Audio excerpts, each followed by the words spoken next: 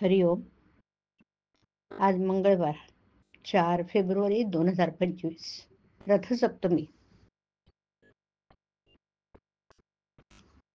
सद्गुरू ब्रह्मचैतन्य गोंदवलेकर महाराज यांच्या प्रवचनाचा आजचा हा भाग.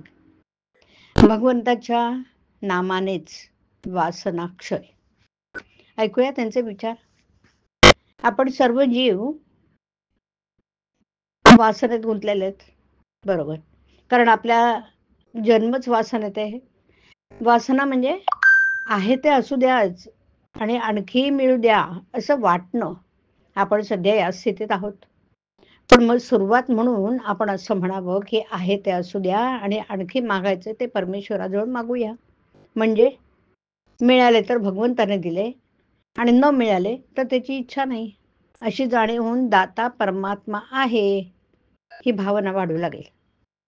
आहे तेही त्याच्याच इच्छेचे फळ असं वाटू लागून अस्वस्थता आणि आसक्ती कमी होऊ लागेल. आणि आसक्ती कमी होऊ लागली की हवं नको कमी होऊन वासना उसरू लागेल. केवळ आपल्या कर्तबगारीने वासनेच्या पलीकडे जाणं अशक्य आहे. त्याला शरणागतीशिवाय गत्यंतर नाही. आणि मग याकरता योग्य संगतीचाही फार उपयोग होतो ना. एखाद्या बहिराखेची संगती केली तर स्वाभाविकच कपड्याचं प्रेम कमी होईल. पण एखाद्या शेठजीच्या संगतीत राहिलो तर छान करण्याकडे प्रवृत्ती होईल. म्हणून अशा संगतीत राहावं की ज्यामुळे शरणागतीला मदत होईल. शरणागती म्हणजे परमेश्वराला सर्वस्वी अर्पण होऊन राहणं. याचाच अर्थ आपण उपाधिरहित बनणं. तर मग आपण अशाच साधनांची संगती केली पाहिजे की जे अत्यंत उपाधिरहित आहे. हे साधन म्हणजे भगवंताचं नाम. काळ, वेळ, परिस्थिती, उच्च नीच भाव, स्त्री पुरुष, विद्वत्ता, अडाणीपणा, श्रीमंती, गरिबी, प्रकृतीची सुस्थिती, दुःस्थिती वगैरे कोणतीही गोष्ट नामाला आड येऊ शकत नाही. तसंच त्याला कोणतीही उपकरणही लागत नाहीत.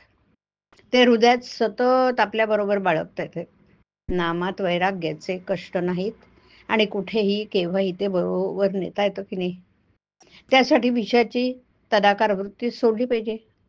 भगवंत माझ्या मागे आहे अशी श्रद्धा राखली की वृत्ती विषयाशी तदाकार होत नाही.